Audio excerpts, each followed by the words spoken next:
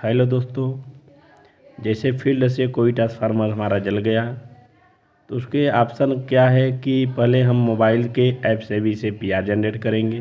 PR generate करने के बाद वर्कशॉप के अवर अभियंता द्वारा साइट पे ट्रांसफार्मर भेज के लगवा दिया जाएगा, पहला काम। उसके बाद हमारा काम क्या है कि जो डैमेज ट्रांसफार्मर है उन्हें देना। उसके लिए क्या करेंगे, हम फील्ड से सर्वप्रथम पहला काम रिसीव करेंगे। दूसरा ऑप्शन जिसको हम लोग एसटीओ बनाएंगे, जो वास्तव में एसटीओ नहीं, डैमेज ट्रांसफार्मर रिटर्न बनता है, जो हम लोग वर्कशॉप को रिटर्न करते हैं।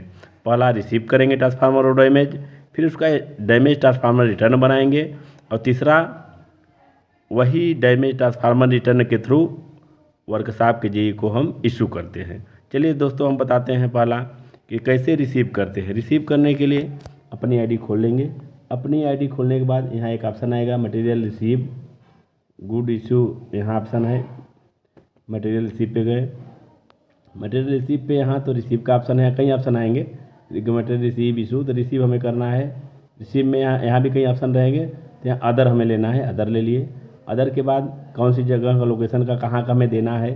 जैसे हमें 10 kV हरदिया देना था, इसलिए 10 kV हरदिया कोई गाँव है हमारे यहाँ, उसको ले लिए। ठीक, उसके बाद जो डैमेज ट्रांसफार्मर है उसका कोड हमें ले लेना है वर्कशॉप से या फिर कहीं से।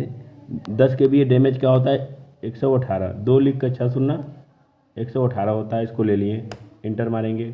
इंटर मारने के बाद ये ऑटोमेटिक आ जाएगा। इसके बाद उसकी क्वांटिटी कितना लेना है, 1 लेना है। क्वांटिटी हम 1 लिख दिए। 1 लिख के फिर इंटर मारेंगे तो इसे आता रहेगा, 1-2 बार इंटर मारेंगे आएगा, आ गया। इसके बाद अमाउंट पूछ रहा है, अमाउंट कितने का है। इसको हम अमाउंट जो हो 56,000 लगभग हम डाल दे रहे हैं, जो एक अमाउंट है। इसको अमाउंट इंटर करते, अमाउंट करने के बाद अमाउंट में 0.00 करके आएगा। अब देखिए 0.00 आ गया, तो अब सही हो गया। अब वेयर कहाँ ले रहे हैं, रिसीव हम अपने हेड पर ले रहे हैं। हमारा प्लांट क्या है, हमारा प्लांट भी 631 है डिवीजन में, हम अपने हेड पर रिसीव कर रहे हैं। इसको रिसीव करिए। स्टोरेज लोकेशन क्या है, J04 है मेरा, तो मैं J04 ले लिया, इंटर मार दिया। इंटर मारने के बाद ये देखिए साथियों और ऑप्शन आ जाएंगे। बैच, क्या बैच लिखना है, बैच ऑलरेडी 10 kV है तो 10 kV हो जाएगा, TF 10 kV है। उसके बाद एक ऑप्शन और है सीरियल नंबर।